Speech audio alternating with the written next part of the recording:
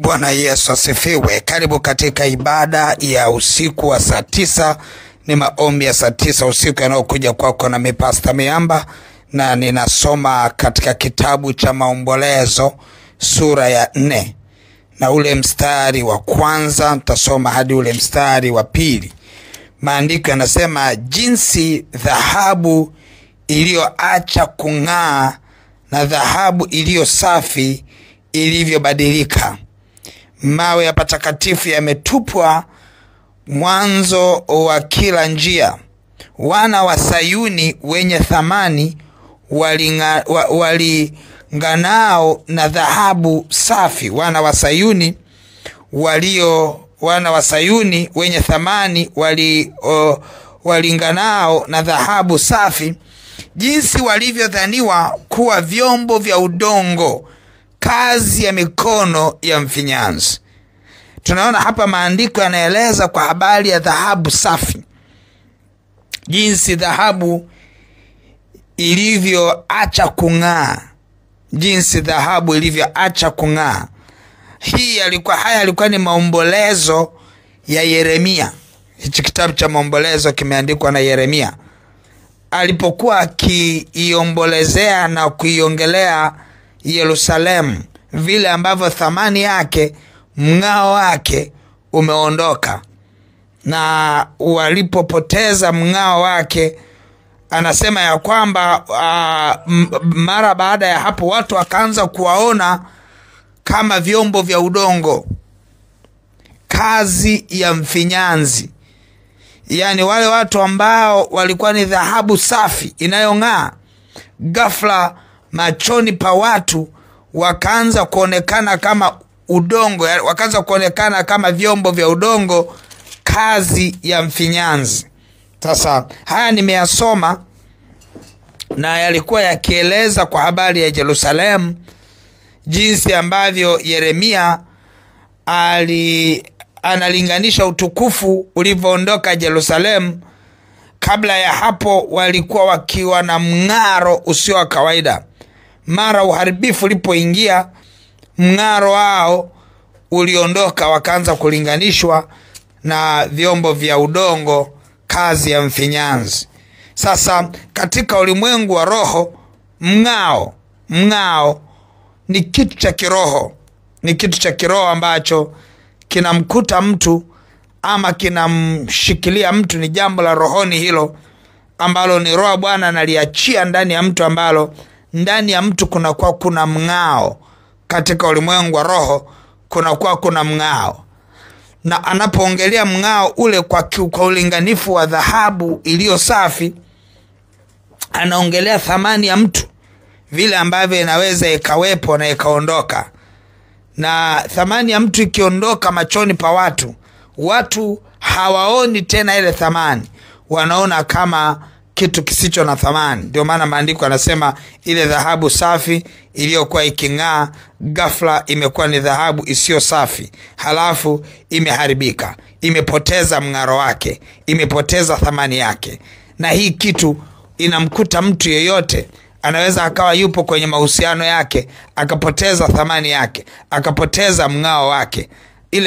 Ile hali ya muonekano kama ni dhahabu inaondoka, anaanza kuonekana kama chombo cha udongo kisichokuwa na thamani, kazi ya mfinyanzi. Unaweza kuwa kwenye nyumba yako, familia yako, lakini unaweza kuwa mtoto wa kwanza, unaweza kuwa mtoto wa pili, lakini ukashangaa mtoto wa tatu ambali anakuwa na thamani.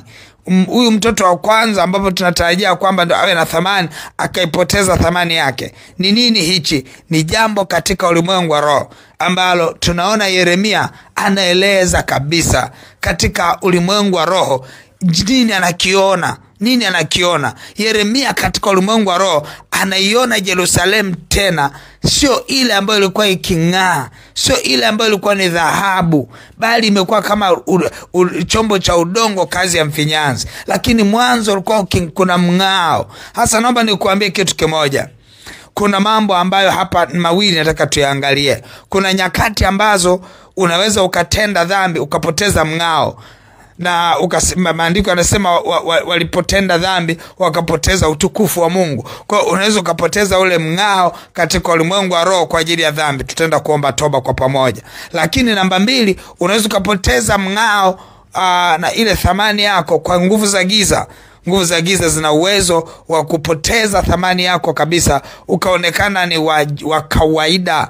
Ukimuuliza mtu anavyojieleza, mimi nina PhD na experience hii na hii, unaweza lakini mbona mambo unayoeleza hayafanani na vile ambavyo tunakuona, mbona hauna mng'ao? Nini maana yake? Ni jambo la rohoni sana ambalo linahitaji mtu mmoja aweze kuliona na kulishughulikia. Tunaenda kumsihi Roho Bwana arejeshe ming'ao yetu kwa jina la Yesu. Roho Bwana arejeshe dhahabu yetu, ile thamani yetu katika ulimwengu wa roho. Tunaenda kumwambia Roho Bwana, ile hali ambayo tunaonekana kwa watu, tunaonekana kama ni udongo, ambapo ni chombo cha udongo, kazi ya mkono wa mfinyanzi. Tunaomba Roho Bwana, rejesha thamani yetu, tukawe dhahabu iliyo safi, iliyosafishwa, dhahabu iliyo safi. Na kuhakikishia maombi ya namna hii, utakaporejeshewa mng'ao wako siku ya leo, utaanza kuiona thamani yako mwenyewe ndani yako, lakini watu wanaokuzunguka na wao wataanza kuiona thamani yako, na utaanza kuona kazini kwako thamani yako. Lakini hata mbele za Bwana, ukipewa mng'ao, ukapewa thamani kama dhahabu, basi una uhakika kwamba hata upendeleo kutoka kwa Bwana utapokea kutoka kwa Bwana, kwa sababu tayari unayo nafasi ya kung'aa. Sasa nataka tuende mbele za Bwana tukaombe. Tuende mbele za Bwana tukaombe.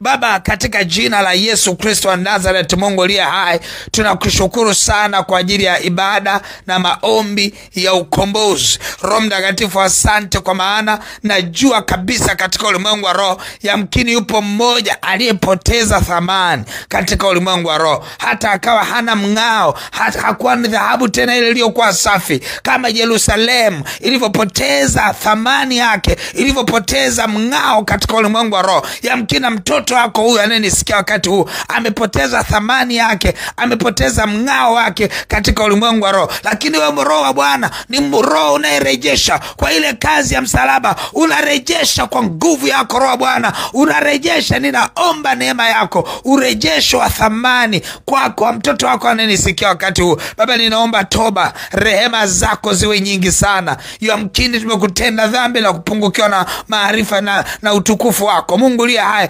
ninaomba rehema na neema kwa ajili ya mtoto wako anayenisikia wakati huu, ukamrehemu kwa rehema zako. Ikiwa ametenda dhambi, amepungukiwa na utukufu wako na kupoteza ule mng'ao katika ulimwengu wa roho, ile thamani yake imepotea. Roho Bwana, ninaomba nguvu zako, naomba neema yako, rehema zako zizidi kwa nyingi, ukairejesha thamani ya mtoto wako iliyopotea. Baba, ninaomba kwa rehema na neema, ikiwa giza limeiba thamani ya mtoto wako huyu, kwa jina la Yesu Kristo wa Nazareth, ninaenda kinyume na nguvu za giza, ninaenda kinyume na kazi za kuzimu, ninabatilisha giza lote kwa jina la Yesu na kwa damu ya mwana wa kondoo. Baba, ninaomba rehema na neema zako zimfunike mtoto wako anayenisikia. Rejesha thamani yake anapokuwa kazini. Roho Bwana, rejesha thamani yake anapokuwa kwenye biashara yake. Roho Bwana, rejesha thamani yake anapokuwa kwa mwenza wake. Roho Bwana, rejesha thamani yake mtaani anapoishi, kwenye familia anayotokea, kwenye ukoo anayotokea. Rejesha thamani yake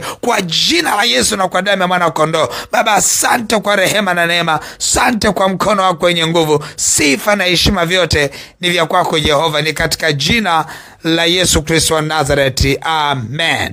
Mungu wangu akubariki sana. Haya ni maombolezo ambayo Yeremia alimlilia sana Bwana alipoiona Yerusalemu haiko tena ile dhahabu iliyo safi, haipo tena, hawaangaliwi tena kama dhahabu, wanaonekana mbele yao kama udongo, chombo cha udongo, kazi ya mfinyanzi. Na mimi nimeomba haya maombi kwa imani kubwa sana, nimeomba haya maombi kwa imani kubwa sana, ya kwamba tayari mtu mmoja ule muonekano wake unaenda kuondolewa, anaenda kupewa muonekano wa thamani. Nimeomba haya maombi kwa imani kubwa kubwa sana ya kwamba mwenza wako atakuona wewe wa dhahabu iliyo safi, yenye thamani. Kazini kwako utaonekana hivyo hivyo, na wale mashambani mwenu mnamoenda mtaonekana hivyo hivyo, kwenye biashara mtaonekana hivyo hivyo. Na kuhakikishia kabisa ya kwamba maombi haya yanawadaka na watoto wako. Watakapoenda shule na wao wataonekana kwa thamani isiyo ya kawaida. Mungu wangu akubariki sana. Basi ikiwa na wewe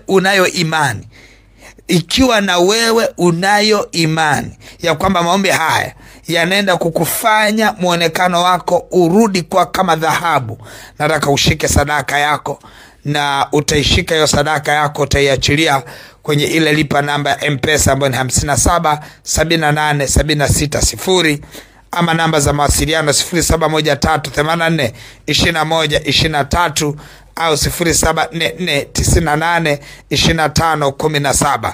Ninaomba nirudie tena, ikiwa unaona kuna urejesho wa thamani yako, ndio ushike sadaka. Sio kila mtu tu ashike sadaka. Ikiwa ndani yako unasikia kwamba mimi ninarejeshewa ile muonekano wangu, shika hiyo sadaka. Nasikia ndani yangu kuna mtu mmoja anajiona kabisa, na nilipokuwa nikiongea yale niliyokuwa nikiongea na kulisoma neno, kuna mtu mmoja anaona kabisa ya kwamba hapa hakika kuna mahali thamani yangu imepotea. Nimekuwa sio dhahabu tena, sio dhahabu ile safi tena. Nimekuwa kama vile udongo, chombo cha udongo, kazi ya mfinyanzi, na wakati ndani yangu mimi ni dhahabu. Kipindi ninaongea, kama ulisikia ya kwamba ni wewe ambaye unahudumiwa, na wewe hakikisha unaishika hiyo sadaka yako. Hakikisha unatoa sadaka ili kuruhusu nguvu za Mungu ziende kwako moja kwa moja kwa ile nguvu ya sadaka unaenda kuiachilia, na utaona thamani inarejea. Wale ambao hawajaolewa na wale ambao hawajaoa, haya maombi ni ya kwako. Ni lazima uonekane dhahabu kwa mtu mmoja ili upate kuolewa. Ni lazima uonekane dhahabu kwa mtu mmoja ili upate kukubalika kumwoa mtu mmoja ambaye ni wa thamani kwako. Basi na wewe hakikisha, mtu ambaye hujaoa na kuolewa, shika sadaka yako. Utakuja kushuhudia mahali hapa, na utakuja kusema vile ambavyo Mungu amekutakasa na kwa dhahabu iliyo safi. Yeremia kwenye maono yake na maombolezo yake alimlilia sana Bwana alipoiangalia Yerusalemu. Hapo akaona wao wanajiona ni dhahabu, lakini ile dhahabu, ule mng'ao umeondoka, hauonekani vile tena. Akalia, akaomboleza kwa ajili ya Yerusalemu, na kuhakikishia Mungu ni urejesho. Mungu wangu akubariki sana. Basi neema ya Bwana iwe pamoja na wewe katika jina la Yesu. Amen.